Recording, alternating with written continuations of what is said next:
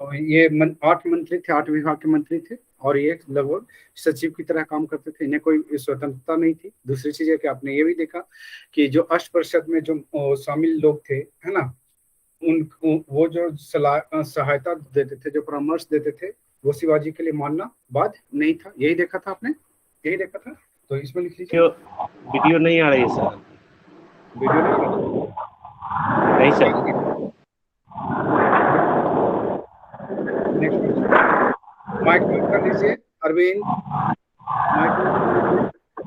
आपके mic mic mute कर लीजिए, आपके साइड से बहुत ज्यादा डिस्टरबेंस है। लिख लीजिए इसमें, और लिख लीजिए इसमें, लिख लीजिए। क्या लिखेंगे आप इसमें? सबसे पहले अष्ट परिषद में कौन शामिल है? पहले पेशवा हो जाएंगे। लिख लीजिए। मुख्य पेशवा, प्रधान। पेशवा अथवा मुख्य प्रधान, पेशवा अथवा मुख्य प्रधान, पेशवा अथवा मुख्य प्रधान। इसका क्या काम था? लिख लीजिए। पेशवा अथवा मुख्य प्रधान था, यह राजा का प्रधानमंत्री होता था। राजा का प्रधानमंत्री, राजा का प्रधानमंत्री होता था। और इसका संपूर्ण कार्य, इसका कार्य संपूर्ण राज्य के शासन का देखभाल करना था, शासन का देखभाल करना। बाद में यही क्या होता है? यही प्रधान हो जाता है? नहीं, बाद में यही प्रधान हो जाता है। पेशवा राज्य में जब आएंगे, जब छत्रपति की भूमिका समाप्त होगी, तो पेशवा ही महत्वपूर्ण हो जाते हैं। देखा है ना आपने मराठों में? तो लिख लीजिए, क्या लिखा? इसका कार्य क्या है? संपूर्ण राज्य का प्रशासन का देखभाल करना, देखभाल करना, ठीक है। और राजा के अनुपस्थिति में, राजा के अनुपस्थिति में उसके कार्यों की भी देखभाल करना।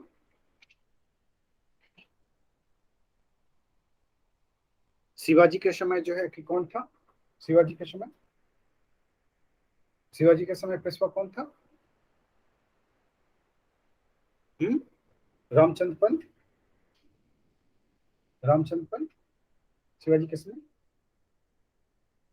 नेक्स्ट लिख लीजिए, नेक्स्ट, नेक्स्ट लिख लीजिए, नेक्स्ट पॉइंट। दूसरा दूसरा जो ये अष्टप्रधान का जो प्रधान था, वो अमात्य, अमात्य या मजूमदार,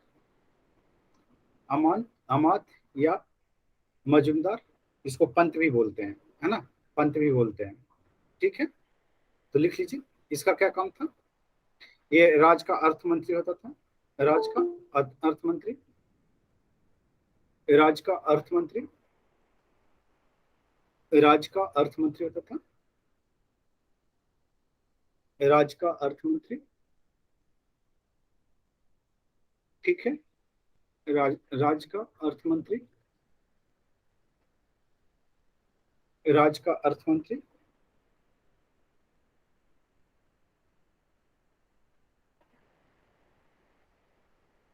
राज्य का अर्थ मंत्री, यानी कि वित्त मंत्री है ये? नहीं। और इसका काम है राज्य के आय और व्यय का लेखा जोखा रखना, आय और व्यय का देखभाल करना, देखभाल करना,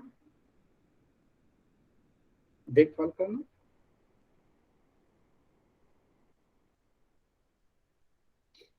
इसको राजस्व मंत्री भी कहा जाता था, ठीक है। नेक्स्ट लिख लीजिए। इसके साथ ही ये क्या करता था? लिख लीजिए, सरकारी पत्रों तथा दस्तावेजों पर, लिख लीजिए, इसका और क्या काम था?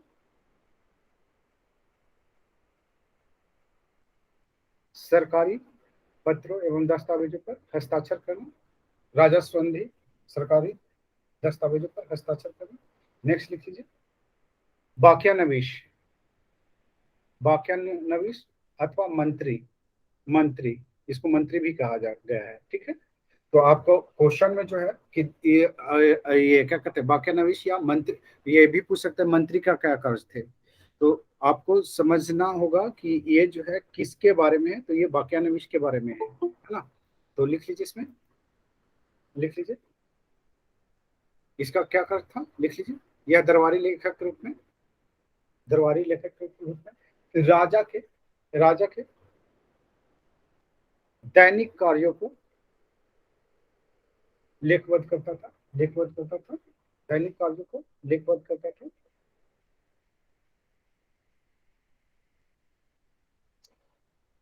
कार्यवाहियों को, लिख लीजिए, दरबार की कार्यवाहियों को लिपिबद्ध करता था। ये गृह मंत्री की तरह होता था, वर्तमान गृह मंत्री की तरह, वर्तमान गृह मंत्री की तरह। नेक्स्ट लिख लीजिए, नेक्स्ट, नेक्स्ट लिख लीजिए, नेक्स्ट पॉइंट लिख लीजिए।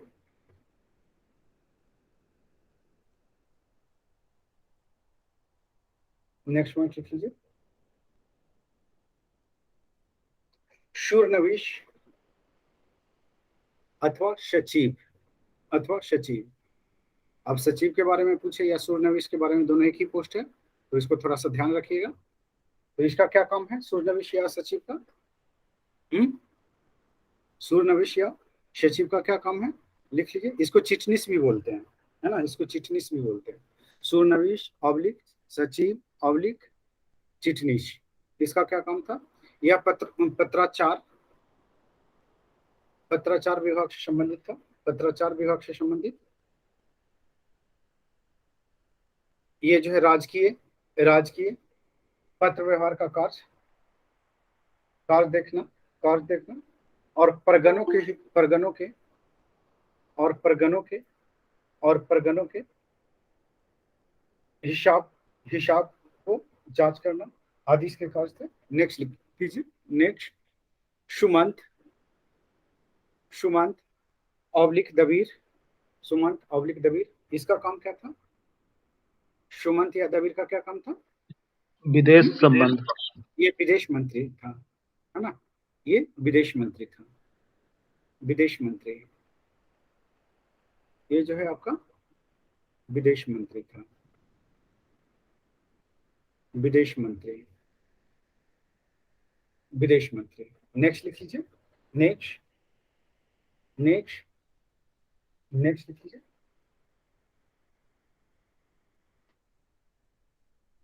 सेनापति ऑब्लिक शरे नौबत, सेनापति ऑब्लिक शरे नौबत, सेनापति ऑब्लिक शरे नौबत, इसका क्या काम था, लिख लीजिए। सेनापति ऑब्लिक शरे नौबत, इसका इसका काम था, लिख लीजिए, लिख लीजिए, सेना की भर्ती करना, सेना का संगठन करना, रसद पानी जुटाना, रसद पानी जुटाना। नेक्स्ट लिख लीजिए, न्यायाधीश, न्यायाधीश, ये राजा के बाद मुख्य न्यायाधीश होता था, राजा के बाद। इसके ऊपर कौन होता था? छत्रपति होते थे, सबसे ऊपर छत्रपति, उसके नीचे ये इसका पोस्ट था। अगर रिव्यू, किसी भी न्याय के बारे में रिव्यू अगर लेना होगा तो कहाँ जाएगा लोग? शिवाजी के पास? नहीं। नेक्स्ट लिख लीजिए, नेक्स्ट पंडित राव, पंडित राव, ये धार्मिक मामलों में राजा को सलाह देता था। इसका कार्य धार्मिक मामलों में राजा को सलाह देना, सलाह देना।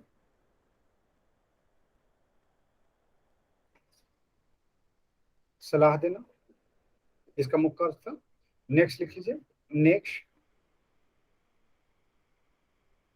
नेक्स्ट लिख लीजिए,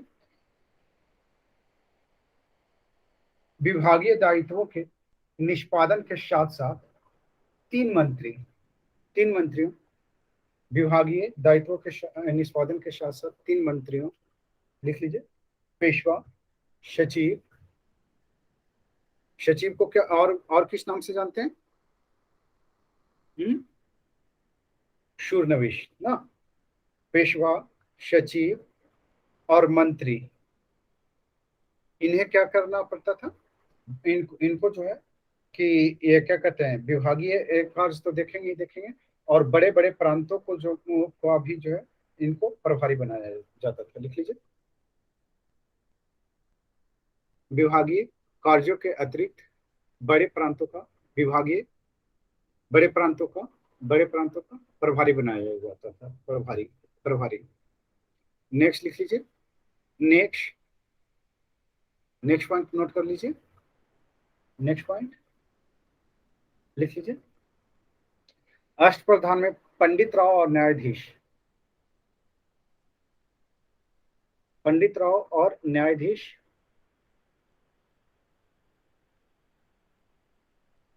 पंडित राव और न्यायाधीश, पंडित राव और न्यायाधीश, इसका क्या काम था? क्या काम था बच्चे?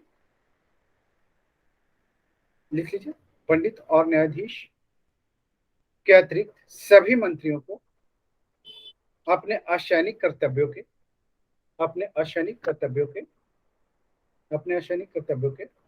अतिरिक्त सैनिक कमान संभालनी पड़ती थी। सैनिक कमान भी संभालनी पड़ती थी। यानी कि पंडित राव छोड़ दीजिए, पंडित राव किसको देखता है? धार्मिक मामलों को, और ये जो है कि आपका न्यायाधीश जो है न्यायिक मामलों को। इन दोनों को छोड़ दिया जाए तो बाकी 6 अन्य मंत्री जो हैं, है ना, वो अपने विभागीय कार्य को तो देखेंगे ही देखेंगे, साथ ही साथ जो है वो सेनापति का भी कार्य संभालेंगे। क्लियर है? अगर क्वेश्चन घुमा के पूछेगा तब भी आप करने की स्थिति में हो जाएंगे। और जो है कि इसमें आप देखेंगे तो है कि दबीर, सुमंत, है ना, पेशवा, इससे संबंधित क्वेश्चन जो है कि हर विशेष में पूछे हुए हैं। ठीक है, नेक्स्ट लिख लीजिए। नेक्स्ट अब छोटे छोटे अधिकारी हैं, है ना, अब छोटे छोटे अधिकारियों के बारे में भी आप देख लेंगे इसमें। तो लिख लीजिए, प्रत्येक मंत्री के अधीन, नेक्स्ट पॉइंट, प्रत्येक मंत्री के अधीन 8 अधिकारियों का कार्यालय होता था। 8 अधिकारियों का कार्यालय होता था जो उनके आधिकारिक कार्यों के निष्पादन में सहयोग करते थे। लिख लीजिए, इसमें लिख लीजिए, दीवान ये सचिव कहलाते थे। दीवान ये सचिव का कार्य करते थे। मजूमदार ये लेखा परीक्षक और लेखा अनुदान का कार्य करते थे। नेक्स्ट लिख लीजिए, फडणवीस ये सब ऑडिटर यानी कि उपलेखा परीक्षक का कार्य करता था। उपलेखा परीक्षक। शेवनिश आएगा लिखना, शेवनिश आएगा लिखना है आप लोगों को, तो शेवनिश लिख लीजिए।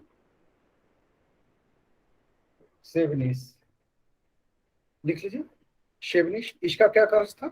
शेवनिश का लिख लीजिए, शेवनिश का क्या कार्य था? शेवनिश या दफ्तरदार, है ना, इसका काम था कार्यालय का प्रभार संभालना, कार्यालय का प्रभारी कहलाता था ये। नेक्स्ट लिख लीजिए, और कारखानिश इसका काम था रसद जुटाना।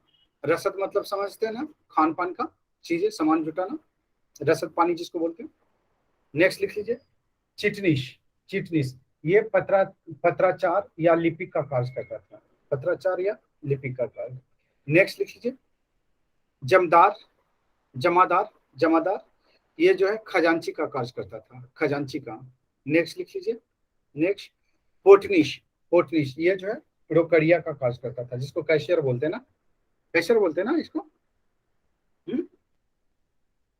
चलिए, ये तो आपके हो गए अष्ट प्रधान की बातें, है ना। और ये जो व्यवस्था थी अष्ट प्रधान की व्यवस्था कहाँ लागू थी? अष्ट प्रधान की व्यवस्था कहाँ लागू थी बच्चे? मराठा में सर, मराठा राज्यों में। केंद्र में लागू थी, प्रांत की अलग व्यवस्था थी। ठीक है, तो लिख लीजिए प्रांतीय प्रशासन, शिवाजी का प्रांतीय प्रशासन, शिवाजी का प्रांतीय प्रशासन लिख लीजिए। शिवाजी ने अपने प्रांतों को प्रशासन की दृष्टि से 5 भागों में बांटा था। इन्हें प्रांत या सरसुआ कहते थे, इन्हें प्रांत या सरसुआ कहा जाता था, सरसुआ, सरसुआ कहा जाता था। ठीक है, और केंद्र को किस नाम से, साम्राज्य को किस नाम से जानते थे? स्वराज के नाम से। नहीं तो लिख लीजिए प्रांत का सर्वोच्च अधिकारी शर ए कारकुन, शर ए कारकुन, सर ए कारकुन दिख रहा है क्या? सर ए कारकुन दिख रहा है? वीडियो चला गया सर। वीडियो कैसे चला गया? सर ए कारकुन, एक मिनट मैं बंद ही कर देता हूँ माउस को, बार बार वीडियो जो है क्या हो जाता है। सर ए कारकुन, ठीक है, सर ए कारकुन, तो ये सर्वोच्च अधिकारी होता था, है ना, ये सर ए कारकुन या मुख्य देशाधिकारी, या मुख्य देशाधिकारी या सर सूबेदार, या सर सूबेदार के नाम से जाना जाता था, है ना। अभी किस नाम से जाना जाता है? प्रमुख अधिकारी किस नाम से जाना जाता है वर्तमान में? मुख्यमंत्री? नहीं, हाँ सर। अभी ये सब जितने भी आपको मंत्री दिख रहे हैं, मुख्यमंत्री, क्या है? ये मोदी जी के सिपह सलार है, हाँ है ना। हाँ सर। चाहे ममता बनर्जी हो या नीतीश कुमार हो, है ना, ये सब किसके सिपह सलार हैं? सबके हेड कौन है? प्रधानमंत्री। प्रधानमंत्री। और भले ही है कि ममता बनर्जी की नहीं पड़ती हो, लेकिन सुनना तो पड़ता है प्रधानमंत्री की। नहीं सुनती है? सुनती है। चलिए लिख लीजिए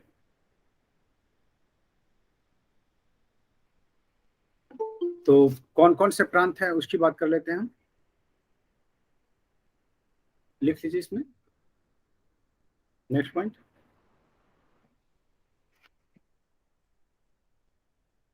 शिवाजी के समय निम्नलिखित प्रांत थे। उत्तरी प्रांत, उत्तरी प्रांत उत्तरी प्रांत, ये उत्तरी प्रांत मुंबई से लेकर के पुणे तक विस्तार था। उत्तरी प्रांत का विस्तार मुंबई से पुणे तक था। और इसका जो है कि जो हेड थे, है ना, लिख लीजिए, यह प्रांत मोरो त्र्यंबक पिंगले के नाम के अधीन था। मोरो त्र्यंबक पिंगले, मोरो त्र्यंबक पिंगले के अधीन। ठीक है, नेक्स्ट लिख लीजिए दक्षिण पश्चिम प्रांत, दक्षिण पश्चिम प्रांत, इसमें है कि सतारा, शांगली और कोल्हापुर शामिल था। और कोल्हापुर यह जो है दत्तोजी पंथ के अधीन था, दत्तोजी पंथ के अधीन। नहीं पूछेगा ये सब, जो ये प्रांतीय प्रशासन बता रहा हूं ये नहीं पूछेगा आपसे।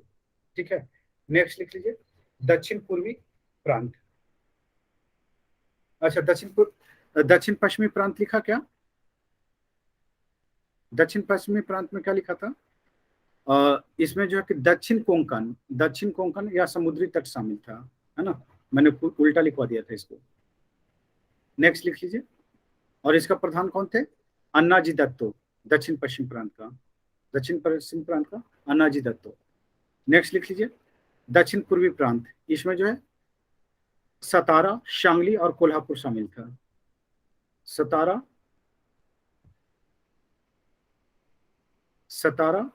शांगली और कोल्हापुर, और इसके थे दत्तोजी पंत प्रधान थे। ठीक है, नेक्स्ट लिख लीजिए दक्षिण प्रांत, दक्षिण प्रांत, इसमें जिंजी और उसके आसपास के क्षेत्र शामिल था। और इसके हेड कौन थे? हेड रघुनाथ पंत हनुमंते, रघुनाथ पंत हनुमंते। नेक्स्ट लिख लीजिए। प्रांतों को महलों में बांटा गया था, प्रांतों को महलों में बांटा गया था। महल, महाल, महाल है ना। प्रांतों को महलों में बांटा गया था, है ना। और महाल, महाल का सर्वोच्च अधिकारी सर हवलदार कहलाता था। सर हवलदार, सर हवलदार। और महाल, महाल को तरफ में बांटा गया था। तरफ, तरफ में बांटा गया था। तरफ, तरफ में बांटा गया था। ठीक है, तरफ में बांटा गया था। और इसका अधिकारी हवलदार कहलाता था। हवलदार, ठीक है। और इसी के अधीन कारकुन होते थे, कारकुन। और सबसे छोटी इकाई गांव कहलाता था। ठीक है। अब देखिए कैसे कैसे बता हुआ था।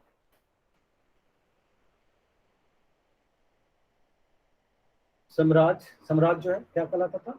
स्वराज। और ये जो है किसके अधीन था? छत्रपति के, छत्रपति के।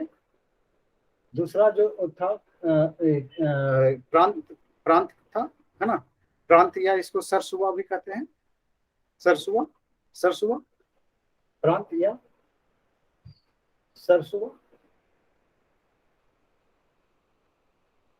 और इसका सर्वोच्च अधिकारी कौन था?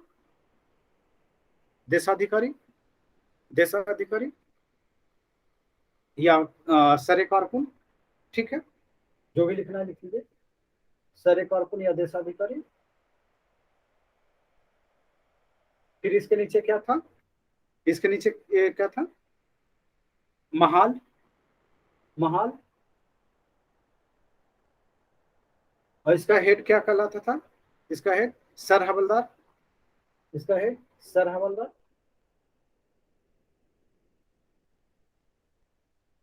और इसके नीचे क्या थे? महाल किस में बटे थे? महाल तरफ में, तरफ में। और इसका इसका हेड क्या कहलाता था?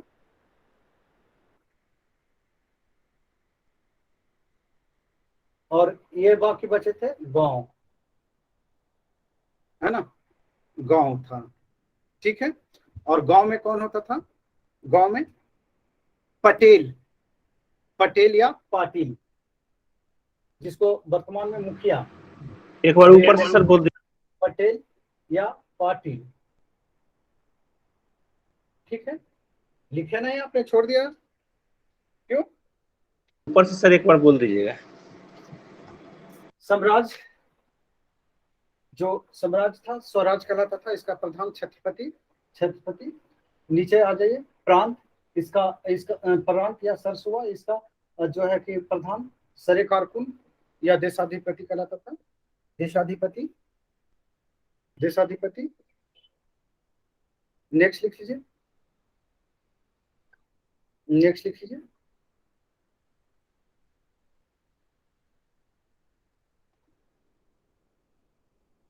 नेक्स्ट लिख लीजिए।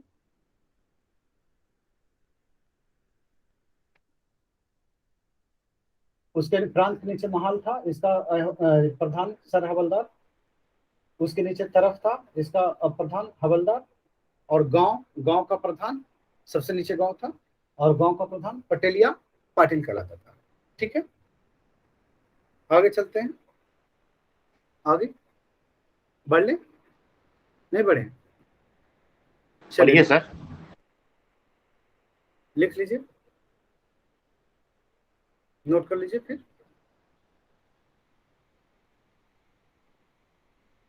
ओके, लिख लीजिए नोट करके। भू राजस्व प्रशासन लिख लीजिए। भू राजस्व प्रशासन, ये जो है कि भू राजस्व प्रशासन, आपने बहमनी साम्राज्य पढ़ा है क्या? पढ़ा है? नहीं पढ़ा? पढ़ा है? सब मिट्टी के मूर्त हैं, बोलने में क्या जाता है? नहीं पढ़े सर, हल्का फुल्का पढ़े थे। चलिए लिख लीजिए, हल्का फल्का लिख लीजिए। हल्का लिखाऊं या फल्का? लिख लीजिए। भारी लिखाइए सर। शिवा, पूरा हल्का लिखा देते हैं। लिख लीजिए शिवाजी का राजस्व व्यवस्था अहमदनगर राज में मलिक अंबर द्वारा अपनाई गई रैयत बाड़ी व्यवस्था पर आधारित थी। रैयत बाड़ी व्यवस्था पर आधारित थी। ठीक है, रैयत बाड़ी व्यवस्था पर आधारित थी। अब इन्होंने क्या किया था, जिस तरह से मलिक अंबर ने कि भू राजस्व व्यवस्था को अपनाया था अहमदनगर में, उसी तरह से इन्होंने अपनाया। इन्होंने क्या किया, भूमि का पैमाइश करवाया, भूमि का नाप करवाई, उसके अनुसार लगान तय किया। ठीक है, तो लिख लीजिए, पॉइंट वाइज लिख लीजिए। शिवाजी ने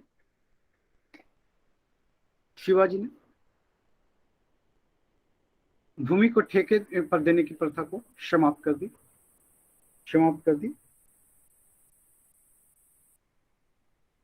नेक्स्ट पॉइंट, भूमि का पैमाइश के आधार पर उत्पादन का अनुमान लगाया जाता था। नेक्स्ट पॉइंट,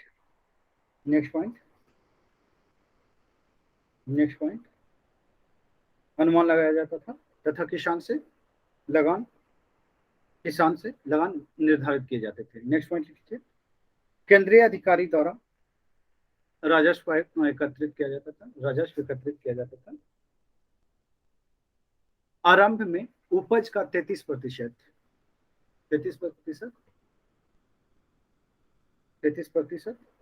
लगान वसूल किया जाता था। उपज का 33%, मतलब अगर 100 रुपए उत्पादन हो रहा है तो उसका 33 रुपया जो है कहाँ जाएगा, राजकोष में जाएगा। ठीक है, नेक्स्ट पॉइंट लिख लीजिए। नेक्स्ट पॉइंट, राजस्व नकद या वस्तु के रूप में लिया जाता था। नकद या वस्तु के रूप में। नेक्स्ट लिख लीजिए, नए इलाके बसाने या प्रोत्साहन देने के लिए किसानों को लगान मुक्त भूमि प्रदान की जाती थी। लगान मुक्त भूमि प्रदान की जाती थी। नेक्स्ट लिख लीजिए। नेक्स्ट, माप का आधार जरीब था, जिसे काठी कहा जाता था। काठी कहा जाता था। एक काठी इक्वल टू 5 हाथ। एक काठी इक्वल टू 5 हाथ। 5 हाथ 5 मुट्ठी, है ना, 5 हाथ और 5 मुट्ठी होती थी। नेक्स्ट लिख लीजिए। नेक्स्ट लिख लीजिए, 120 बीघे को चावर कहे जाते थे। 120 बीघे को चावर। नेक्स्ट लिख लीजिए, शिवाजी के समय अन्नाजी दत्तो ने भूमि का पैमाइश करवाया था। अन्नाजी दत्तो ने। नेक्स्ट लिख लीजिए,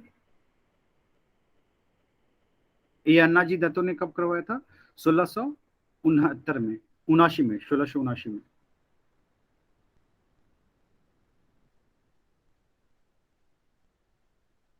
नेक्स्ट लिख लीजिए। नेक्स्ट लिख लीजिए, भूमि पैमाइश रस्सी के स्थान पर काठी या जरीब से किया जाता था। खेतों का विवरण रखने के लिए भूस्वामियों से कबूलियत ली जाती थी। कबूलियत। नेक्स्ट लिख लीजिए,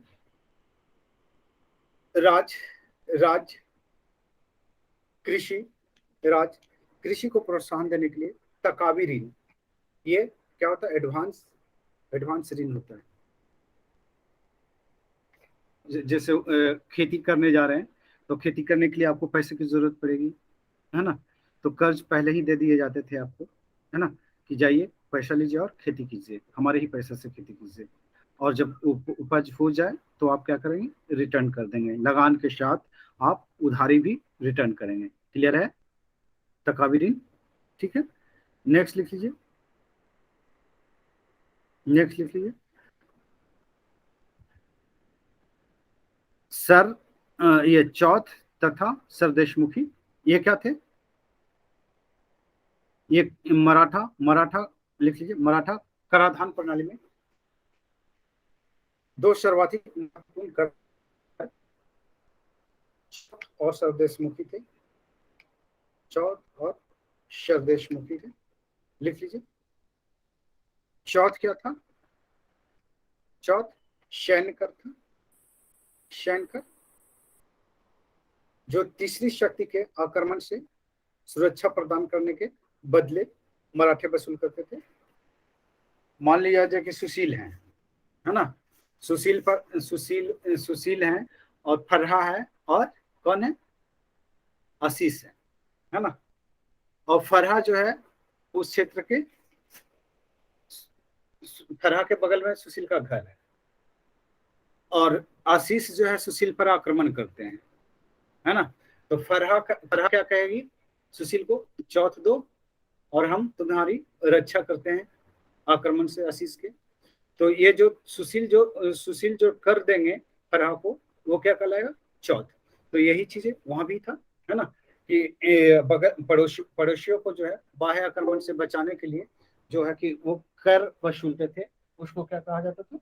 चौथ कहा जाता था। क्लियर है सबको? नहीं? हमको विलन बना दिया सर। अच्छा, विलन बना दिए। अब बताइए, मान लिया जाए कि सुशील दबंग है तो क्या करेंगे? आक्रमण नहीं करेंगे?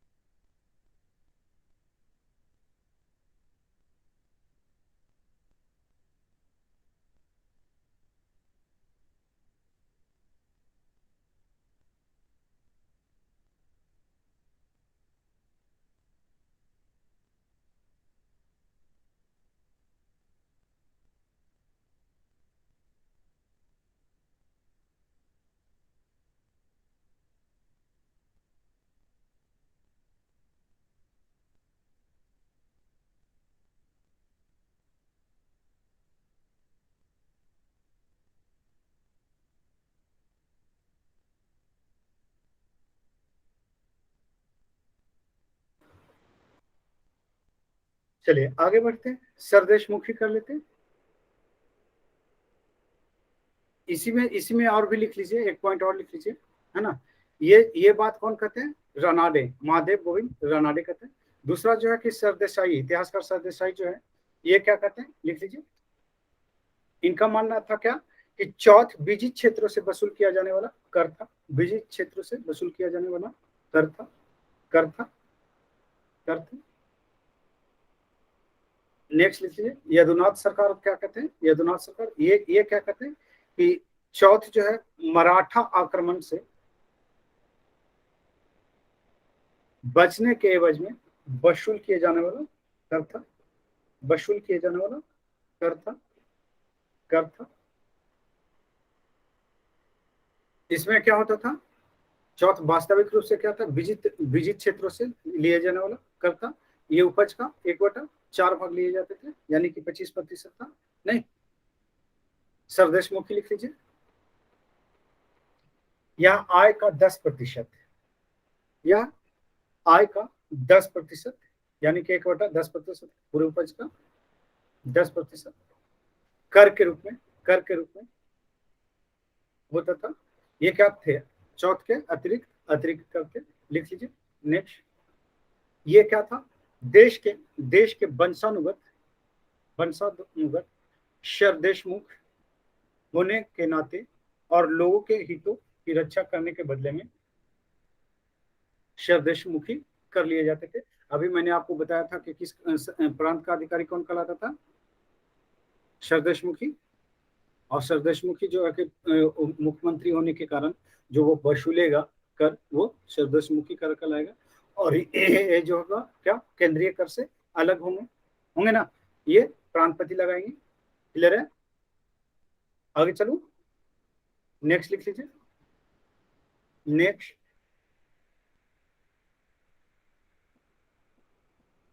नेक्स्ट लिख लीजिए, न्याय प्रशासन। कैसी थी न्याय प्रशासन?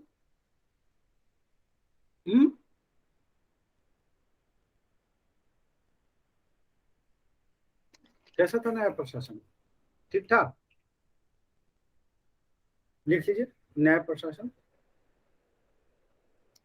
न्याय का ये क्या कहते हैं, न्याय का सर्वोच्च कौन थे? शिवाजी, छत्रपति शिवाजी। जी सर। अंतिम अदालत इन्हीं की थी? नहीं, अंतिम अदालत इन्हीं की थी।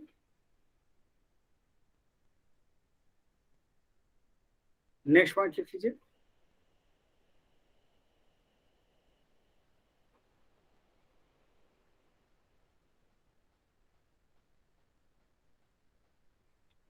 शिवाजी के बाद कौन था?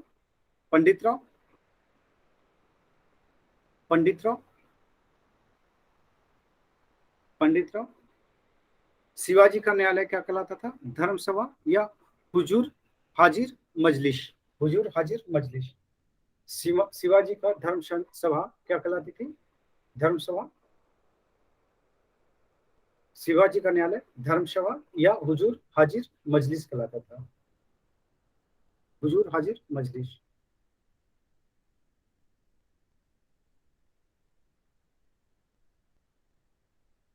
प्रांतीय और महाल स्तर का न्याय के लिए मजलिस हुआ करती थी। मजलिस, जिसे सभा भी कहते हैं, जिसे सभा कहा जाता था। ग्रामों में न्याय के लिए पंचायतों का गठन किया गया था। पंचायतों का गठन किया जाता था।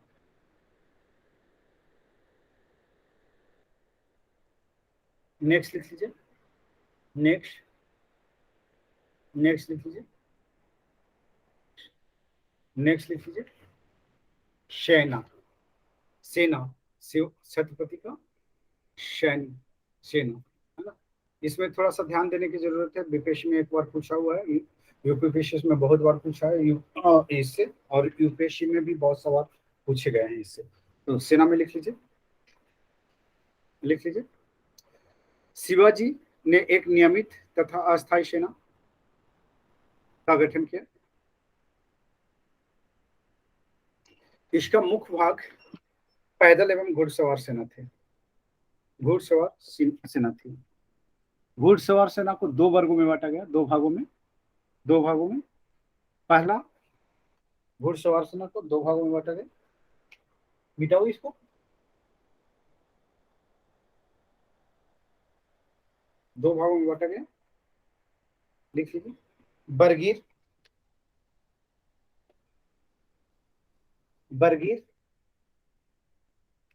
लिख लीजिए, बरगीर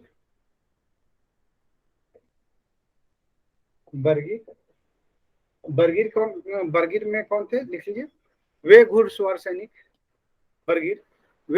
सैनिक थे जिन्हें राज्य की ओर से घोड़े और शस्त्र दिए जाते थे। राज्य की तरफ से घोड़े और शस्त्र दिए जाते थे। दूसरा लिख लीजिए, सिलेदार। इसमें क्या होते थे? लिख लीजिए, ये स्वतंत्र सैनिक थे जो अपना अस्त्र स्वयं रखते थे। दूसरा क्या बोले सर? सिलेदार।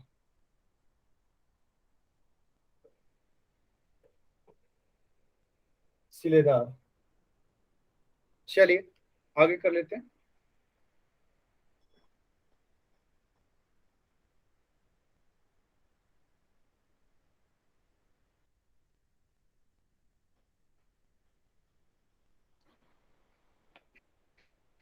नेक्स्ट लिख लीजिए, नेक्स्ट लीजिए, नेक्स्ट सेना की बात कर लेते हैं थोड़ा सा। सेना का, ठीक, सेना की बात कर लेते हैं। तो सेना किस तरह से थी? लिख लीजिए, अश्वरोही सेना, है ना। अश्वरोही सेना को जो है क्या कहते थे अश्वरोही सेना को? शिवाजी पागा कहते हैं, पागा, पागा, अश्वरोही सेना पागा कहलाता था, पागा, ठीक है, पागा, ओके, लिख लीजिए। घुड़सवारी की टुकड़ियों की न्यूनतम इकाई 25 थी। एक टुकड़ी अगर बोला जाए कि एक टुकड़ी सेना भेज दिया जाए तो उसमें कितने कितने घुड़सवार होंगे? 25, 25 घुड़सवार। अभी यूनिट बोलते हैं ना, अभी यूनिट बोलते हैं, तो उस समय क्या बोला जाता था? टुकड़ी। और एक टुकड़ी में 25 सेना, 25 घुड़सवार, है ना, 25 घुड़सवार होते थे। लिख लीजिए 25 घुड़सवार इक्वल टू एक हवलदार, 25 घुड़सवार इक्वल टू एक हवलदार, 25 घुड़सवार बराबर एक हवलदार, एक हवलदार, लिख लीजिए 25 हवलदार बराबर 5 हवलदार बराबर 5 हवलदार बराबर एक जुमलदार, 5 हवलदार बराबर एक जुमलदार, लिख लीजिए 10 जुमलादार बराबर एक हजारी,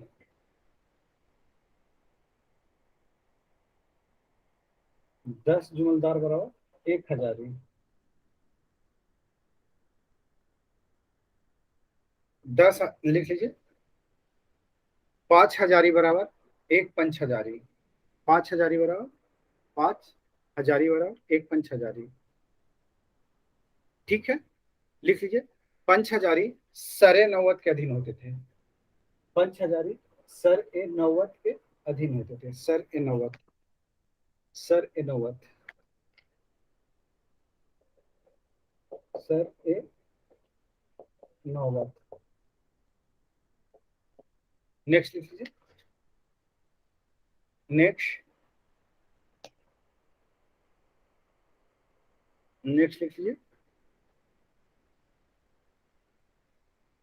नेक्स्ट, सरे नौवत संपूर्ण घुड़सवार सेना का प्रधान होता था, सरे नौवत संपूर्ण घुड़सवार सेना का प्रधान होता था। नेक्स्ट पॉइंट लिख लीजिए, नेक्स्ट पॉइंट, मराठा सैन्य व्यवस्था का विशिष्ट लक्षण थे, विशिष्ट लक्षण थे किले, किला, है ना, फोर्टिफाइड किला, लिख लीजिए। किले में 3 प्रकार के अधिकारी होते थे, 3 प्रकार के अधिकारी किले में, जो किले बनते थे, आपने देखा कि कितने 100+ किले हो गए थे लास्ट टाइम में, तो इसमें किला में तीन तीन अधिकारी होता था, कौन कौन? लिख लीजिए, पहला हवलदार, हवलदार सरे नौवत,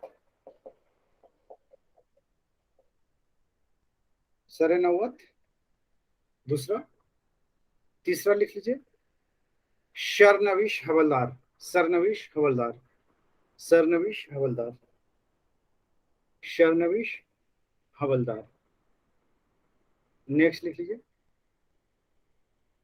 जो शबनिश होते थे, ब्राह्मण होते थे, और इन्हें असैनिक काज दिया जाता था, शबनिश को, शबनिश को असैनिक और राजस्व प्रशासन का कार्य दिया जाता था। नेक्स्ट लिख लीजिए, नेक्स्ट,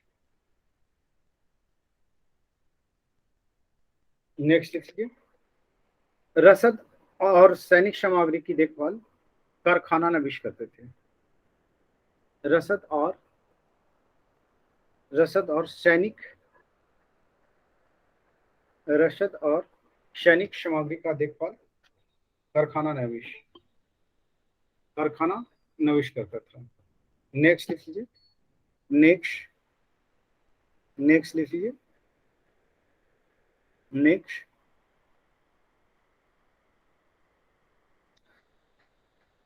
विद्रोह, सेना में विद्रोह को रोकने के लिए शिवाजी ने अलग अलग जातियों से सेना की भर्ती की थी।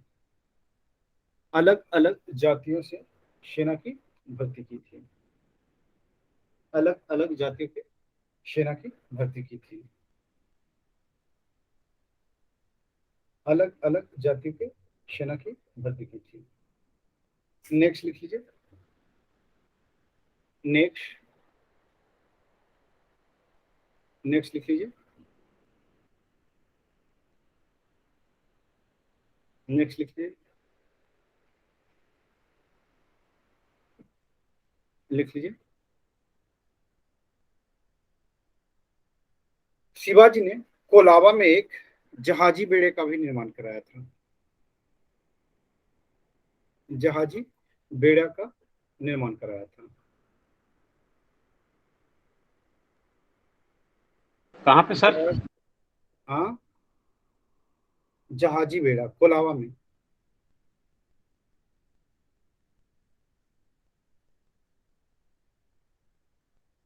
जहाजी बेड़ा। नेक्स्ट लिख लीजिए। नेक्स्ट नेक्स्ट लिख लीजिए।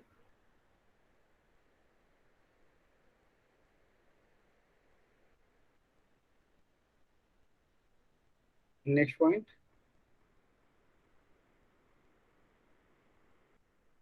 Next point. नेक्स्ट पॉइंट लिख लीजिए।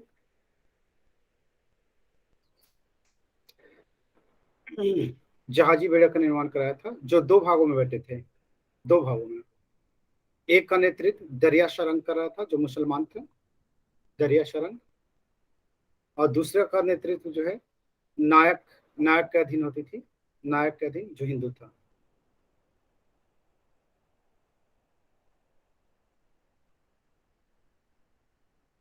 शिवाजी के जो अंगरक्षक होते थे मावली सेना कहलाती थी। मावली। मावली। मावली जो है कि क्या था, एक प्रकार के लड़ाकू जाति के लोग थे। बाघा घुड़सवार सेना थे, वो क्या थी? वो नियमित सेना थी। नियमित सेना। नियमित सेना थी। शिवाजी के पास नौसेना था। बिल्कुल था, लिख लीजिए। शिवाजी के नौसेना थे। नौसेना। नौसेना भी था। ठीक है। नौसेना। ये लिख लीजिए। कोलाबा, कल्याण और भिवंडी में। कोलाबा, कल्याण और भिवंडी में नौसेना नौसैनिक अड्डे थे। नौसैनिक अड्डे। चलिए, ये तो आपके सारे किस्सा और कहानी हो गए। सारे किस्सा और कहानी हो गए। ठीक है। और कुछ इसमें बचा है? राजस्व हो गया, सेना हो गया, है ना, न्याय हो गया। न्याय हो गया। ओके। अब चलते हैं हम लोग थोड़ा सा शिवाजी के उत्तराधिकारी में देखते हैं। शिवाजी के उत्तराधिकारी में तो लिख लीजिए। ये देखिए, फैक्चुअल चीजें ही आपसे पूछेगा, बहुत ज्यादा चीजें नहीं पूछेगा। यहाँ कॉन्सेप्ट की बात नहीं है, केवल फैक्ट की बात है। कॉन्सेप्ट की बात था तो मैंने आपको शिवाजी की राज के कारण बता दिए थे, वही कॉन्सेप्ट था। बाकी चीजें केवल फैक्चुअल फैक्चुअल है, आपको ध्यान रखने की जरूरत है ना। लिख लीजिए, शिवाजी के उत्तराधिकारी कौन थे? लिख लीजिए, कौन था? संभाजी। संभाजी। संभाजी। ठीक है, लिख लीजिए। इसमें दिक्कत क्या हुआ था ना, संभाजी से पहले जो राजा राम अपना ये करवा लिया था, है ना। उत्तराधिकार का उल्लंघन कर करके राजा राम बैठ गया गद्दी पे। और 21 अप्रैल 21 अप्रैल 1680 को। और उसके बाद संभाजी का ये क्या कहते हैं ये राजाभिषेक हुआ था। यही यही से उत्तराधिकार का युद्ध जो है उलझ गया था। लिख लीजिए। संभाजी 1680 से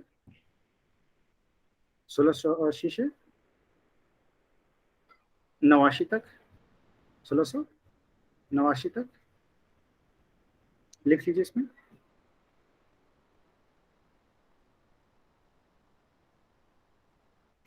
लिख लीजिए।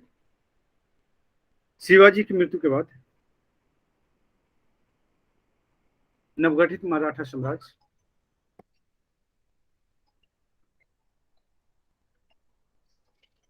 नवगठित, एक मिनट।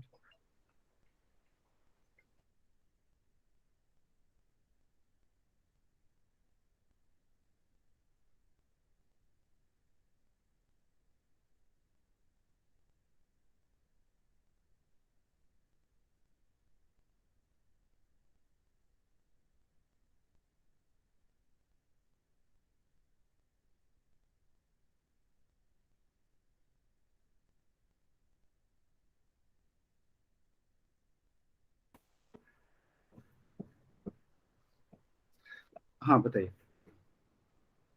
क्या बात कर रहे थे? संभाजी की बात कर रहे थे। तो ये क्या हुआ, आपस में ही ये जो उत्तराधिकार के युद्ध में सब उलझ गए थे, है ना। यहाँ पे है कि आपने देखा कि राजा राम जो है कि होना क्या था, किसका राजाभिषेक होना था, किसका? संभाजी का। तो बीच में राजा राम खुद गए। ठीक है, तो लिख लीजिए, लिख लीजिए। मराठा साम्राज्य में आंतरिक फूट पड़ गई। शिवाजी की दो पत्नियों से उत्पन्न दो पुत्र, दो पुत्र संभाजी और राजा राम के बीच उत्तराधिकार का विवाद उत्पन्न हो गया। उत्तराधिकार का विवाद उत्पन्न हो गया। उत्तराधिकार का विवाद उत्पन्न हो गया। उत्तराधिकार का विवाद उत्पन्न हो गया।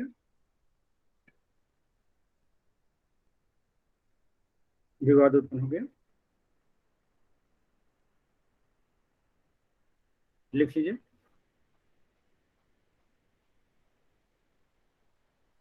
शिवाजी की मृत्यु के बाद 21 अप्रैल 1680 को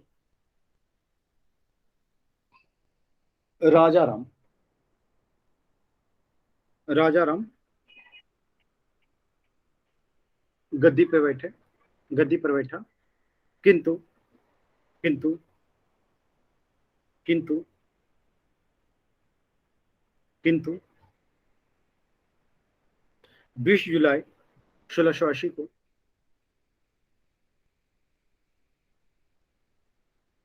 संभाजी राजा राम को गद्दी से उतारकर शतासीन हुए। शतासीन हुए।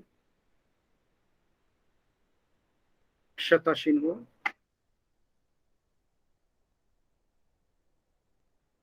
संभाजी अयोग्य उत्तराधिकारी था। शिवाजी का अयोग्य उत्तराधिकारी, ये भोगविलासी था, अयाशी था, है ना, क्रोधी था। लिख लीजिए। शिवाजी अपनी मृत्यु के समय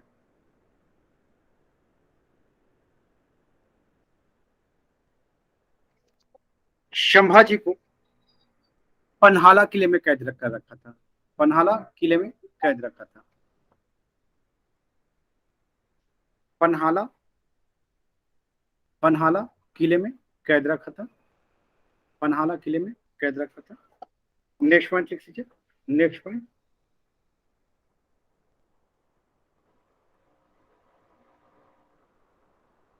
नेक्स्ट पॉइंट लिख लीजिए। नेक्स्ट पॉइंट लिख लीजिए।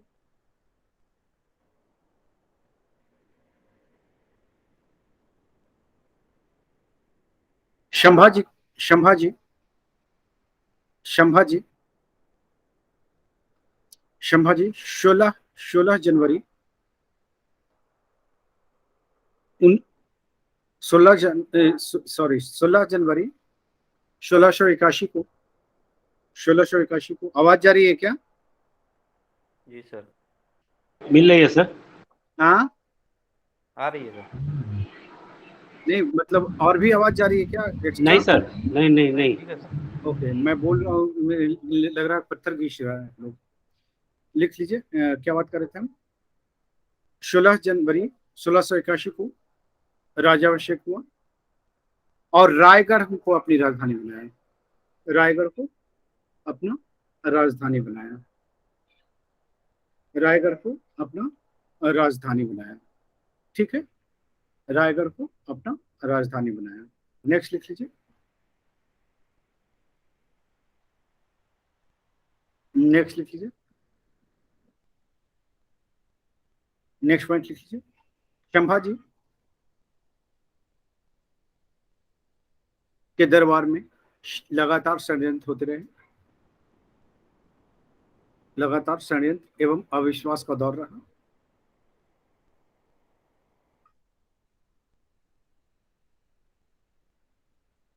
इन्होंने उत्तर भारतीय ब्राह्मण कवि कलश पर भरोसा करके,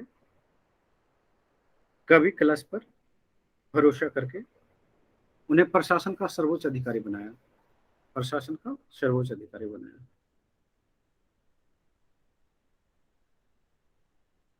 नेक्स्ट लिखिए। नेक्स्ट लिख लीजिए। संभाजी ने औरंगजेब के पुत्र अकबर को अकबर को अकबर को अकबर को संरक्षण प्रदान किया, संरक्षण किया।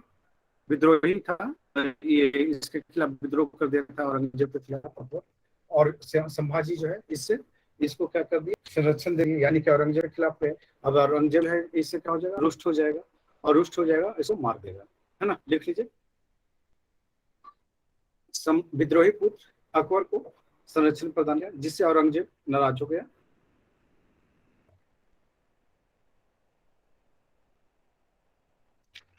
नाराज हो गया। फरवरी 1689 को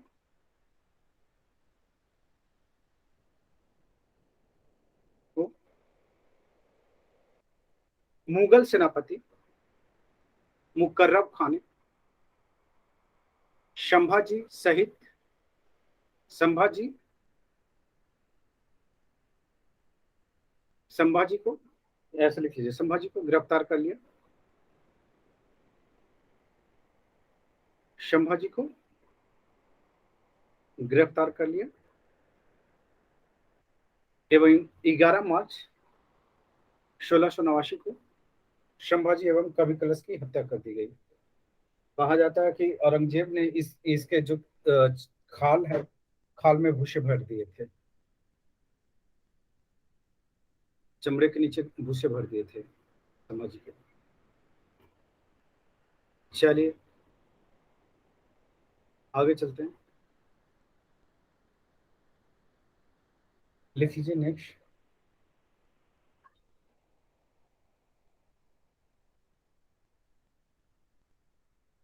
राजा राम।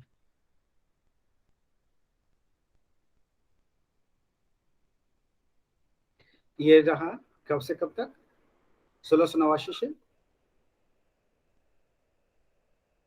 1689 से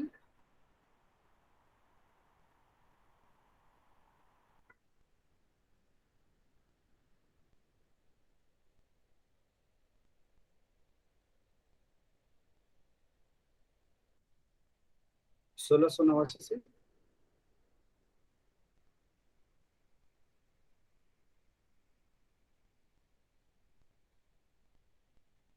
कब तक, 17 तक।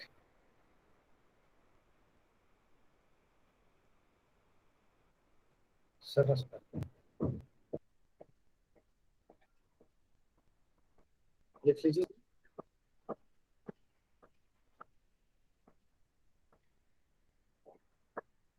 लिख लीजिए।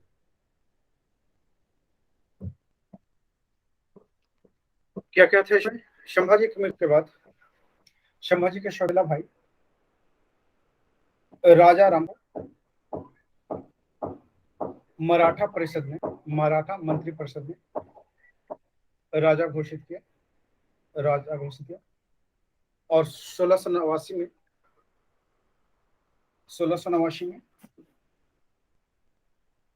रायगढ़ में उसका राज्याभिषेक किया, रायगढ़ में उसका राज्याभिषेक किया, रायगढ़ में उसका राज्याभिषेक किया। नेक्स्ट लिख लेते हैं।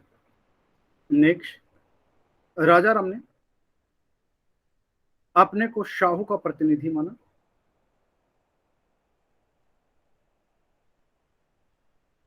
तथा कभी गद्दी पर नहीं बैठा, तथा गद्दी पर कभी नहीं बैठा। गद्दी पर नहीं बैठा। ठीक है,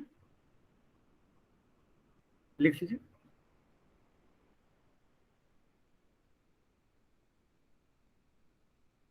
लिख लीजिए। Next point. नेक्स्ट पॉइंट लिख लीजिए।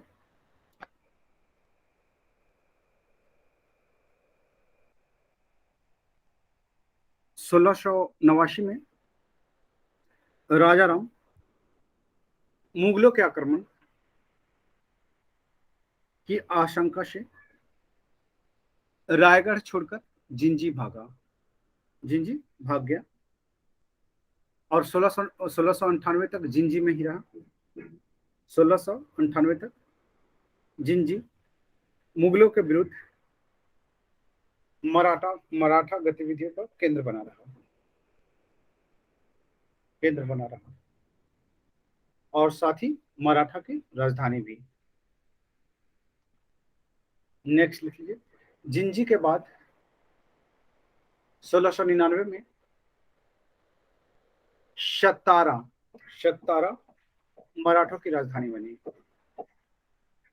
सतारा मराठों की राजधानी बनी।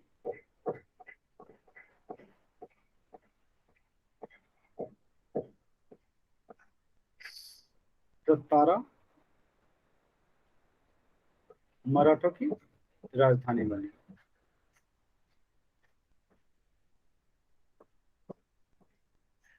नेक्स्ट लिख लीजिए। नेक्स्ट पॉइंट लिख लीजिए। 1689 तक मुगलों ने संपूर्ण मराठा क्षेत्र पर अधिकार कर लिया। इस समय राजा राम के नेतृत्व में मराठे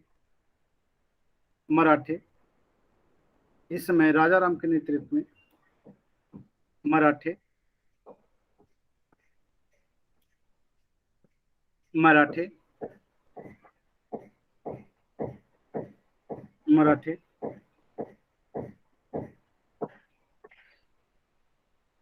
अपने देश की स्वतंत्रता के लिए कटिबद्ध हो गए और यहाँ से मराठों की स्वतंत्रता संग्राम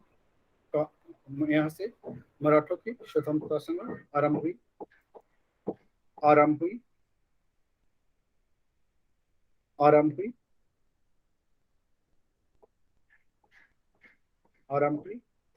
आज जो है ना यहाँ का क्वेश्चन चढ़ाया है, देखा आप लोगों ने?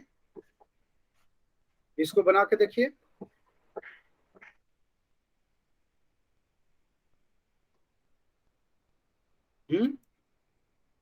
क्वेश्चन देखा है? हरियाणा पीसीएस का, हरियाणा ये क्या कहते हैं, दरोगा का अध्यक्ष चढ़ाया है मैंने क्वेश्चन पेपर। बना के देखा? इजी है या फिर टफ लग रहा है? जीएस पार्ट नहीं देखा? अभी नहीं देखा। देखे ही नहीं। हाँ, क्वेश्चन नहीं देखे सर अभी। ओके। जितने भी अभी हाल फिलहाल के एग्जाम हुए हैं सारे क्वेश्चन कलेक्ट करके उसको बनाना है। ओके, उसको बनाना है तो ज्यादा बेहतर रहेगा। चलिए आगे चलते हैं, नेक्स्ट पॉइंट कर लेते हैं। लिख लीजिए।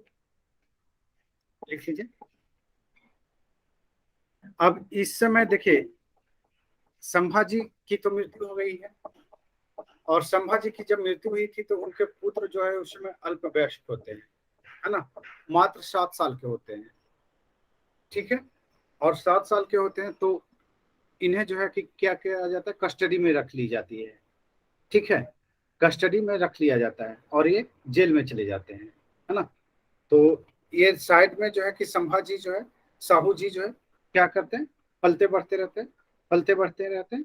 ठीक है, लिख लीजिए।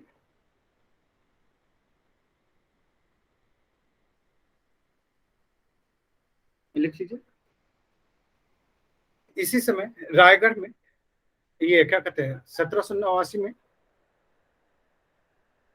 देखा था आपने कि ये क्या कहते हैं, रायगढ़ से पलायन कर गए थे कौन, राजा राम। तो राजा राम तो पलायन कर गए, लेकिन साहू जी जो थे, है ना, उस समय मात्र 7 साल के थे, और ये बंदी बना लिए गए किसके द्वारा, औरंगजेब के द्वारा। ठीक है, औरंगजेब के द्वारा जो है ये बंदी बना लिए गए। ठीक है, और ये जो है कि किसके कहाँ रखे गए, मुगलों के कब्जे में रखे गए, मुगलों के कब्जे में। और इसे जो है कि औरंगजेब ने राजा की उपाधि दे दी थी, किसको, शाहू जी को। ठीक है, तो ये जो है कि जब जैसे ही इसका मृत्यु होता है औरंगजेब का, तो 1707 में जो है साहू जी बंदी से मुक्ति हो जाते हैं। ठीक है, मुक्त हो जाते हैं। चलिए लिख लेते हैं, लिख लेते हैं यहाँ पे एक पॉइंट और लिख लीजिए। मराठों को का स्वतंत्रता संग्राम आरंभ हुआ, है ना, जो उस समय तक चला जब तक शाहू को मराठा छत्रपति नहीं स्वीकार कर लिए, नहीं स्वीकार कर लिए, नहीं स्वीकार कर लिए। वहां पे है कि एक पॉइंट लिख लीजिए, एक पॉइंट लिख लीजिए। 11 मार्च 1689 को औरंगजेब ने संभाजी की हत्या करवा दी थी और उसकी राजधानी रायगढ़ पर कब्जा कर लिया, और उसके पुत्र शाहू जी और पत्नी येशुबाई को गिरफ्तार कर रायगढ़ के किले में कैद कर दिया था। ठीक है, अब कहानी पूरा हो गया आपका। नेक्स्ट लिख लीजिए। नेक्स्ट, शाहू जी को औरंगजेब ने मनसब दिया था, मनसब प्रदान किया और उसे राजा की उपाधि दी, राजा की उपाधि दी। 1707 तक संभाजी मुगलों के कैद में रहे, मुगलों के कैद में रहे, कैद में रहे। संभाजी संभाजी, हाँ, साहू, सॉरी सॉरी, साहू, संभाजी का तो हत्या कर दिए इतना। साहू 1707 तक क्या रहे, मुगलों के कैद में रहे। औरंगजेब की मृत्यु के बाद, औरंगजेब की मृत्यु के बाद शाहू को शाहू को शाहू को छोड़ दिया गया, यानी कि स्वतंत्र कर दिया गया।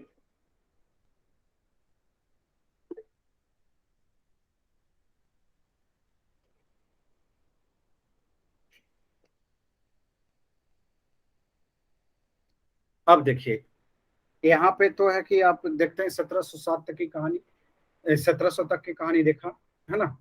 और इसी समय जो है कि इसकी ये जो पत्नी होती है किसकी, ताराबाई, है ना, राजा राम की पत्नी। ठीक है, राजा राम की पत्नी। तो राजा राम की कहानी क्या देखा था आपने, पूरी कहानी क्या देखा, क्या देखा राजा राम की कहानी। ये स्वतंत्रता संग्राम में इसकी छिड़ जाती है मराठों का, है ना, इनके नेतृत्व में, राजा राम के नेतृत्व में। आगे चलते हैं, आगे चलते हैं, लिख लीजिए। इसी समय जो है पैरेलल जो है कि एक और सरकार बनेगी, लिख लीजिए, ताराबाई। 1707 से 1700 से 1707 तक लिख लीजिए। यह राजा राम की मृत्यु के बाद उसका अल्पवयस्क पुत्र शिवाजी द्वितीय शासक बना। देखिए इस समय जो है संभाजी कहाँ पर है, साहू जी, सॉरी, शाहू जी कहाँ है, मुगलों की कैद में है। ठीक है, राजा राम के बीच कहानी घूम रही है। तो राजा राम का 1700 मृत्यु हो जाती है, तो उसके बाद जो है कि उसका बेटा जो है ना, शिवाजी द्वितीय होता है, और उसको है कि गद्दी पे बैठा दिया जाता है, और उसकी संरक्षिका कौन बन जाती है, राजा राम की पत्नी। क्लियर है, जी सर। हाँ चलिए लिख लीजिए। शिवाजी द्वितीय शासक बना तथा राजा राम की पत्नी ताराबाई उसकी संरक्षिका बनी। मतलब बेटा गद्दी पे, अल्पवयस्क बेटा था, और मां संरक्षिका बन गई। ठीक है, लिख लीजिए। ताराबाई के नेतृत्व में मराठों का पुनः उत्कर्ष हुआ। नेक्स्ट लिख लीजिए।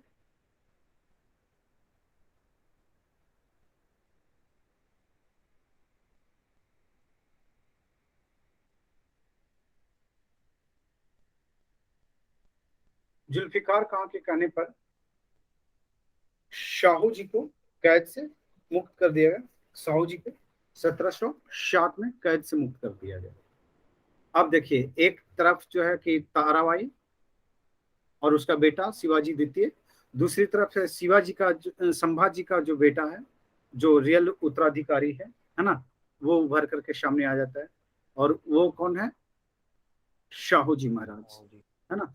अब ये दो दो दो जो है, दो धड़ा जो है मराठों का आपस में क्या करेगा? टकराएगा, है ना। दो टकराएगा। मेरी बात समझ रहे हैं ना? चलिए लिख लीजिए। शाहू जी महाराज 1707 से 1749 तक, 49 तक।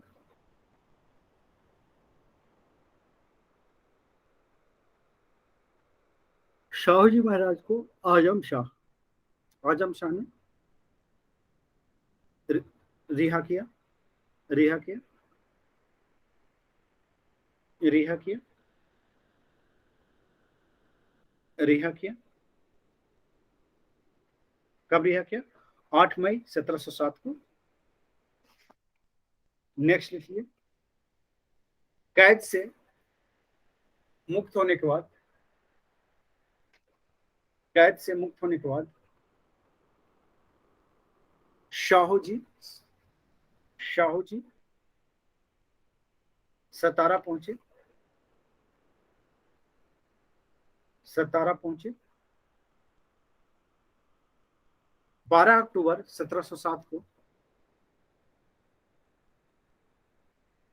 शाहू तथा ताराबाई के बीच खेड़ा का युद्ध हुआ, खेड़ा का युद्ध हुआ, जिसमें शाहू की मदद बालाजी विश्वनाथ ने की, बालाजी विश्वनाथ ने की। अब यहीं से पेशवा ये बन जाएगा, है ना। बालाजी विश्वनाथ ने की, मूवी देखा था। आगे चलते हैं। नेक्स्ट लिख लीजिए, लिख लीजिए। 1708 में शाहू जी 1708 में 8 को शाहू जी ने सतारा पर अधिकार कर लिया, अधिकार कर लिया, अधिकार कर लिया,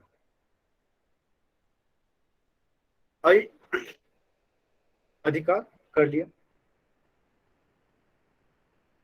अधिकार कर लिया। और इन्होंने एक नया पद की स्थापना की, सेना कार्ते की। सेना कार्ते का मतलब सेना को संगठित करने वाला व्यक्ति।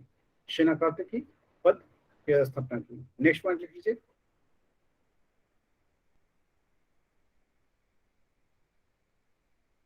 शाहू जी ने सत्ता ग्रहण करते समय बालाजी विश्वनाथ को सेना कार्ते का पद प्रदान किया, गिफ्ट मिल गया नहीं वो। नेक्स्ट लिख लीजिए। नेक्स्ट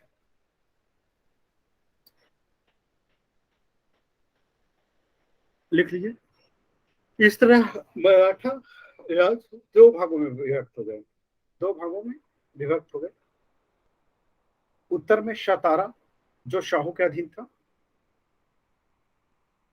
और दक्षिण में कोल्हापुर राज जो शिवाजी द्वितीय के अधीन था। दो विरोधी गुट है और यहाँ से दोनों में चलते रहेगा।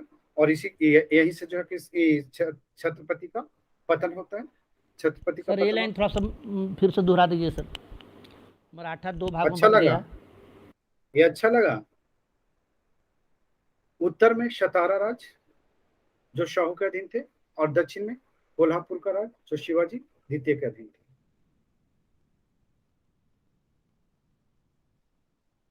अधीन था।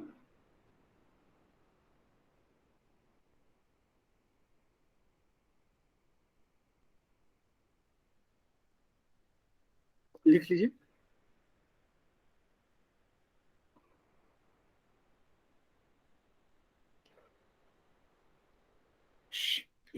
अब यहाँ पे देखिए, ये चीजें, कहानी जो है, उत्तराधिकार का युद्ध जो है, ये लगातार चलता रहेगा। और उत्तराधिकार का युद्ध जो है क्या क्या करेगा, छत्रपति के पद और प्रतिष्ठा को धीरे धीरे समाप्त करता जाएगा, है ना। और यहीं से पेशवा जो है क्या होगा, पेशवा का उत्थान होता चला जाएगा। ठीक है, पेशवा का उत्थान होता चला जाएगा। लिख लीजिए नेक्स्ट पॉइंट। नेक्स्ट पॉइंट लिख लीजिए, लिख लीजिए। शिवाजी द्वितीय की मृत्यु के बाद राजा राम का दूसरा पुत्र संभाजी द्वितीय कोल्हापुर की गद्दी पर बैठा, और उत्तर में कौन रहेगा, सतारा में शाहू जी कोल्हापुर की गद्दी पर बैठा। इन दो प्रतिद्वंदी शक्तियों यानी कि सतारा और कोल्हापुर के मध्य शत्रुता अंततः 1731 के बरना की संधि, ये पूछा हुआ यूपीएससी में, बरना की संधि के द्वारा समाप्त कर दी गई। नेक्स्ट पॉइंट लिख लीजिए। नेक्स्ट पॉइंट लिख लीजिए। इस संधि के तहत यह व्यवस्था की गई कि, किस संधि के, बरना की संधि के तहत यह व्यवस्था की गई कि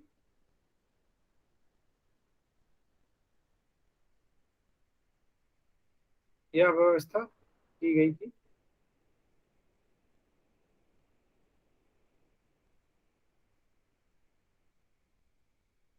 यह व्यवस्था की गई कि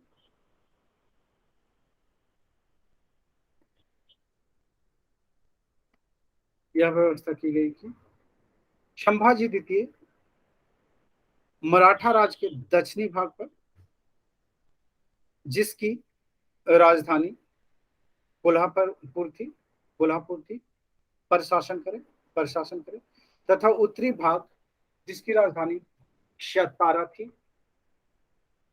थी पर शाहू जी शासन करे।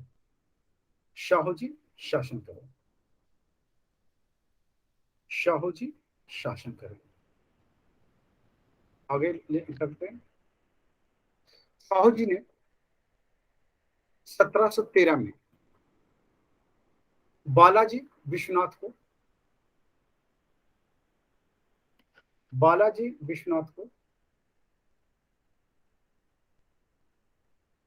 पेशवा का पद प्रदान कर दिया।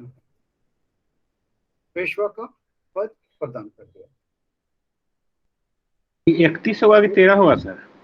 हाँ, 1713 में ही बना है ना। हाँ यस सर। पहले तो सेना करते बना, उसके बाद ये इसको देखिए पेशवा का पद दिया। ठीक है, नेक्स्ट लिख लीजिए। पेशवा के पद पर बालाजी विश्वनाथ की नियुक्ति के साथ ही यह पद शक्तिशाली हो गया। बालाजी और उसके उत्तराधिकारी राज्य के वास्तविक शासक बन गए और छत्रपति नाम मात्र का प्रधान रह गया।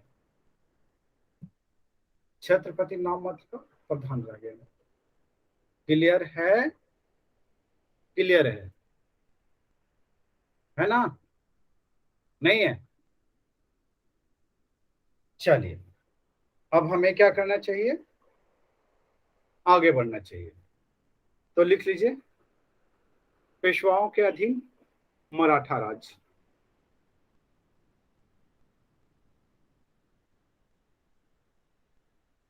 अब जो है छत्रपति क्या चले गए, डब्बा बंद हो गए, नहीं, इनकी कोई पावर नहीं रही, इनकी कोई हैसियत नहीं रही, सारा कहाँ ट्रांसफर हो गया, पेशवाओं के पास, पेशवा के पास, है ना। इसीलिए कभी भी कहीं भी आप लोग रहें, किसी भी संस्था में, है ना, तो संस्था पे कमांड बना के रहिए, नहीं तो मालूम चलेगा सारा शक्ति जो है ट्रांसफर हो गए, है ना। किसी को ताकत जो है उतना ही तक देनी चाहिए जहां तक संभव हो, जहाँ तक जरूरत हो। और जरूरत इतनी भी नहीं होती ना कि पूरी शक्ति ही प्रदान कर दो। जी सर। मालूम चल एक अभी साइरस मिस्त्री वाला 2-3 साल पहले घटना घटा था। जी सर, जेआरडी टाटा टाटा और वो जी सर। उल्टा जेआरडी टाटा को ही बाहर कर रहा था। हाँ जी सर। जेआरडी टाटा का ही बाहर कर रहा था। अभी हमारा हमारा जो ये है क्या कहते हैं फाउंडेशन है ना, इसमें इसी के चलते जो है कि किसी को मेंबर अभी तक नहीं बनाया है,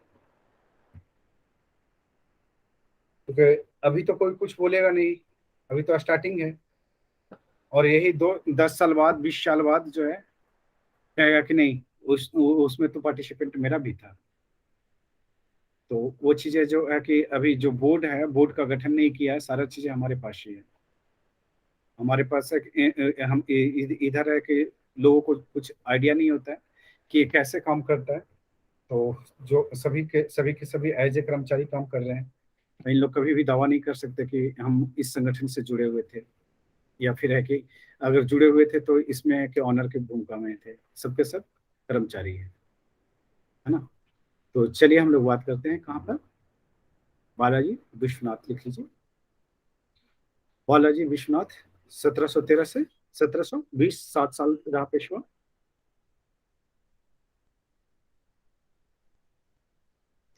सुबह में जो टॉपिक लिखवाया था उस पर काम करना किस किसने शुरू किया है, थोड़ा सा मुझे भी बता दीजिए।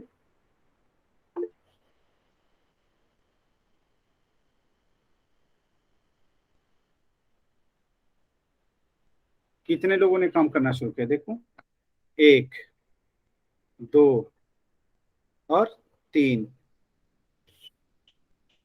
4 दो लोग। टॉपिक देखे हैं सर।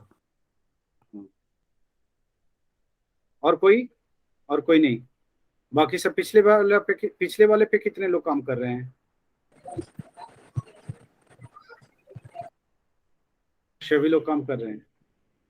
संजीव इस बार नहीं अगर तैयार हुआ तो घर से बाहर करवा देंगे हम। सर सुबह में क्या टॉपिक दिए थे? आप रहोगे ही नहीं तो कहाँ से होगा। मिसलेनियस का सारे टॉपिक लिखवाया था, 40 टॉपिक लिखवाए थे, और उसको सोर्स भी बताए थे कि कहाँ कहाँ से पढ़ना है। सर तो रिकॉर्डिंग में होगा ना? रिकॉर्डिंग नहीं हुई है, आप क्लास ही नहीं करते। क्लास करते हैं आप? नहीं सर, इधर 2-3 दिन से हम डिस्टर्ब है, थोड़ा काम है तो इस वजह से कर नहीं पाए क्लास। अरे घर वालों को बोलते हैं कि फास्टिंग करवा देते हैं नवरात्रा में 9 दिन, सब स्लिम ट्रिम हो जाते हैं। नहीं सर, घर का काम नहीं था, थोड़ा वो बाहर का काम था, इसलिए नहीं कर पाए। घर वालों को ऐसे ऐसे कि 9 दिन नवरात्रा करवा दिया जाए तो सब फिट हो जाएंगे, है सर ना। वो तो है, करने के लिए। चलिए हम आगे बढ़ जाते हैं, आगे बढ़ जाते हैं। तो आगे कहाँ बढ़ते हैं हम लोग? बालाजी विश्वनाथ का देखते हैं। तो बालाजी विश्वनाथ में क्या क्या देखना है बताइए फटाफट।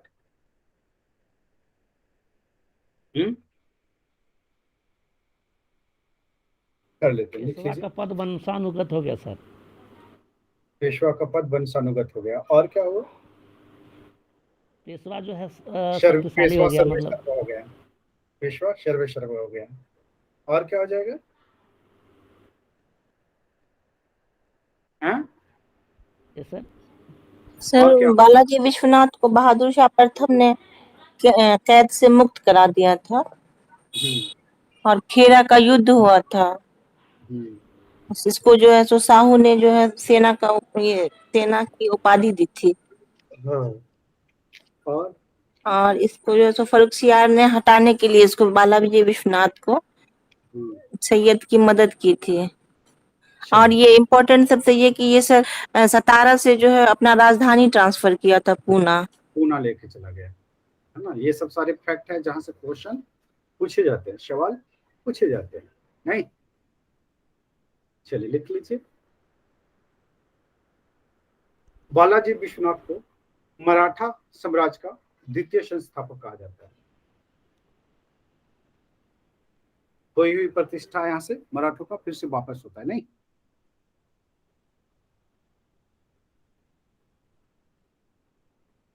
रिकॉर्डिंग है ममता, रोने की जरूरत नहीं है, ठीक।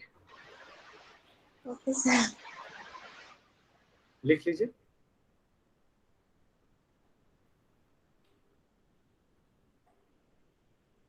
लिख लीजिए इसको।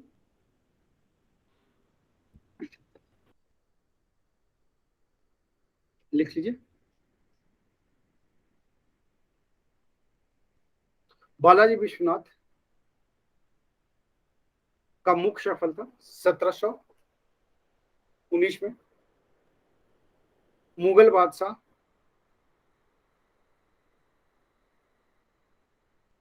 की ओर से की गई संधि थी। इस संधि के अनुसार मुगल बादशाह रफीउद्दौलाजात ने शाहू को महाराष्ट्र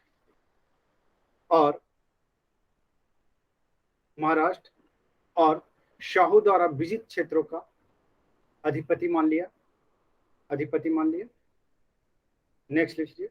दक्षिण भारत के 6 सूबा से चौथ और सर्वदेशमुखी वसूलने का अधिकार मुगल बादशाह ने शाहू को प्रदान किया। मुगल बादशाह ने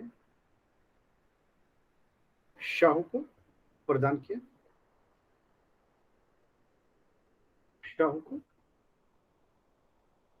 प्रदान किया।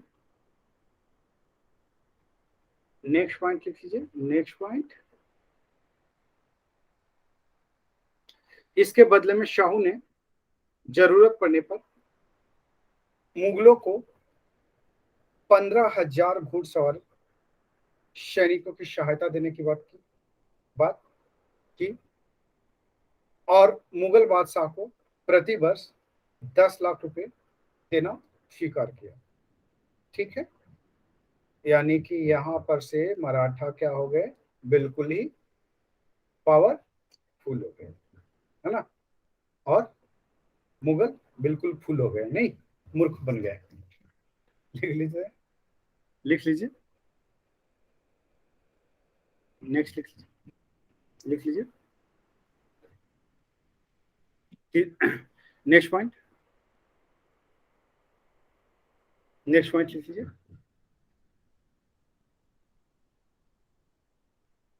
नेक्स्ट पॉइंट, शाहू ने स्वराज की मान्यता के बदले में, अच्छा ये तो करवा चुका हूं, लिख लीजिए। नेक्स्ट पॉइंट, 1719 में बालाजी विश्वनाथ एवं सैयद हुसैन अली के बीच संधि का मुख्य कारण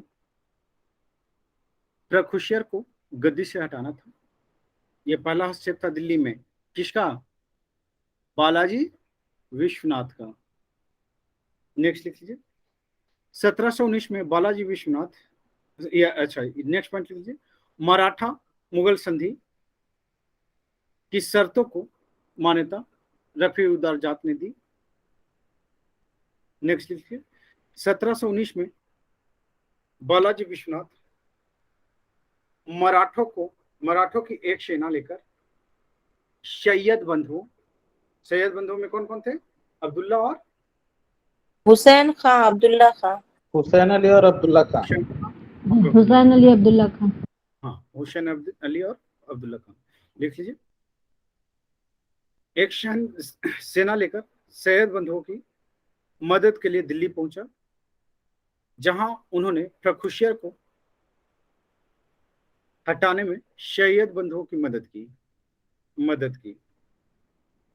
लिख लीजिए। यह पहला अवसर था जब मराठों ने दिल्ली की राजनीति में हस्तक्षेप की थी। और उसमें हस्तक्षेप किसके नेतृत्व में? बालाजी विश्वनाथ के।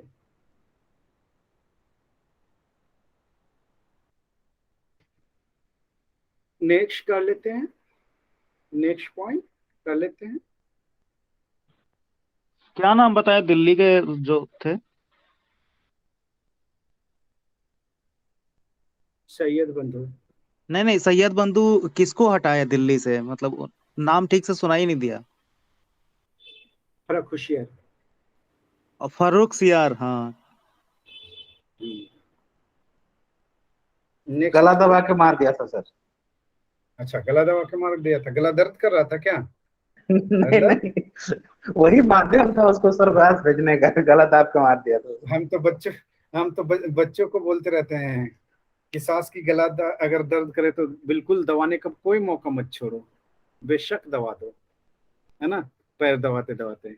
नहीं बच्चे, कितने लोगों ने ट्राई किया दबाने का? किसी ने ट्राई किया नहीं किया फॉर्मूला? सर और वो जब सांस नहीं मांगेगी तब सर? अरे तब तक जमाना बदल जाएगा, दूसरे उपाय बता देंगे। सूर्यकांत जी डिफेंड कर रहे हैं सर, देख लीजिए।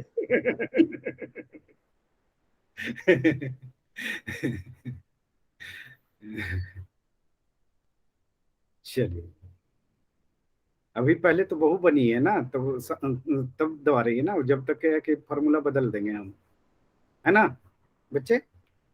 नेक्स्ट लिख लीजिए, लिख लीजिए। ये देखिए, ये जो बालाजी विश्वनाथ था ना, बहुत ही धूर्त आदमी था, है ना, और बहुत ही तेज तर्रार था। ठीक है। इसने जो है कि क्या किया कि ना केवल है कि ये क्या कहते हैं, मुगलों से स्वीकार करवा लिया कि मराठवाड़ा पर मराठों का अधिकार है ना, बल्कि मुगल प्रांत के 6 सूबों से भी इसने चौथ वसूलने का पूरा अधिकार ले लिया था। ठीक है, लिख लीजिए।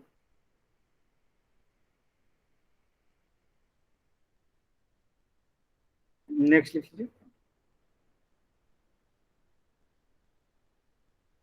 बाजीराव प्रथम 1720 से 1740 तक, 1720 से 1740 तक इसका कालखंड है, टेन्योर है। लिख लीजिए। बालाजी विश्वनाथ की मृत्यु के बाद उसका पुत्र बाजीराव प्रथम पेशवा बना। पेशवा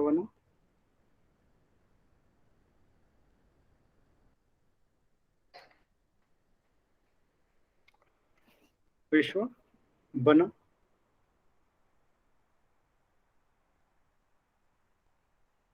इस प्रकार पेशवा का पद क्या हो गया? वंशानुगत हो गया। वंशानुगत हो गया। वंशानुगत हो गया। बाजीराव प्रथम के समय मराठा साम्राज्य अपने चरमोत्कर्ष पर पहुंच गया। अपने चरमोत्कर्ष पर पहुंच गया। अपने चरमोत्कर्ष पर पहुंच गया। इसने मराठा साम्राज्य का विस्तार उत्तर में बढ़ाने की, उत्तर दिशा में बढ़ाने की नीति का सूत्रपात किया। सूत्रपात किया ताकि मराठों की पताका कृष्णा नदी से अटक तक फहराया जा सके। अटक तक फहराया जा सके। अटक कहाँ है? हाँ, कहाँ है? कटक उड़ीसा में, अटक पाकिस्तान में, वर्तमान पाकिस्तान में, वर्तमान पाकिस्तान में। नेक्स्ट पॉइंट लिख लीजिए।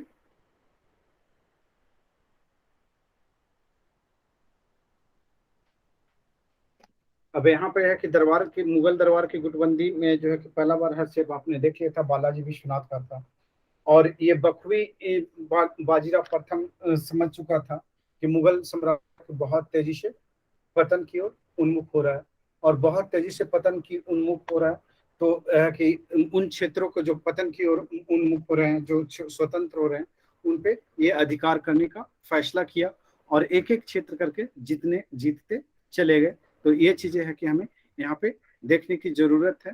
तो बहुत ज्यादा इसमें फैक्ट है, तो इसमें बहुत ज्यादा फैक्ट लिख पाएंगे तो है कि लिखाते लिखाते सुबह हो जाएगी।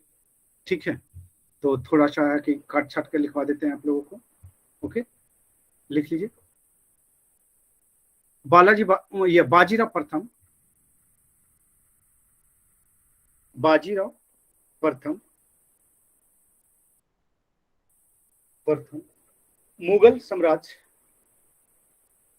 तेजी से हो रहे पतन से वाकिफ था, तेजी से हो रहे पतन से वाकिफ था।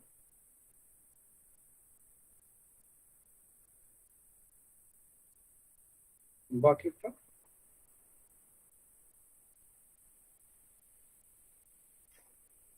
वाकिफ था।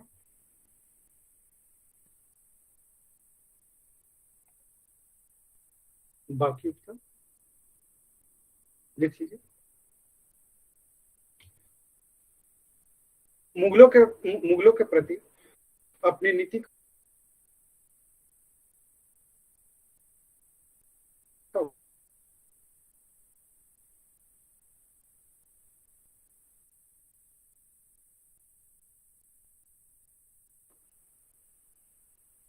आवाज नहीं आ रही है सर। बाजीराव प्रथम ने कहा था,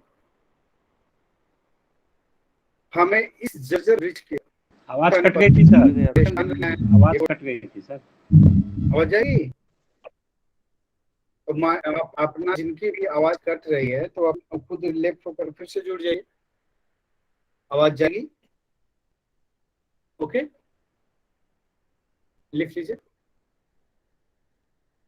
हमें इस जर्जर ब्रिज के तने पर प्रहार करना चाहिए, शाखाएं तो स्वयं ही गिर जाएगी। सर यहाँ से आवाज रुक रहा है, फिर से बोल दीजिए सर। मुगलों के प्रति अपनी नीति की घोषणा करते हुए उसने कहा कि हमें इस जर्जर ब्रिज के तने पर प्रहार करना चाहिए, शाखाएं तो स्वयं ही गिर जाएगी। मतलब हमें जड़ पे प्रहार करना चाहिए, ये क्षेत्रों पे नहीं, अन्य क्षेत्रों पे नहीं, तो ये दिल्ली पे ही प्रहार करेगा, है ना। तो इसको जो है कल करते हैं आपके साथ डिस्कशन बाजीराव प्रथम का। ठीक है, किस्सा आज यही स्टॉप होता है सर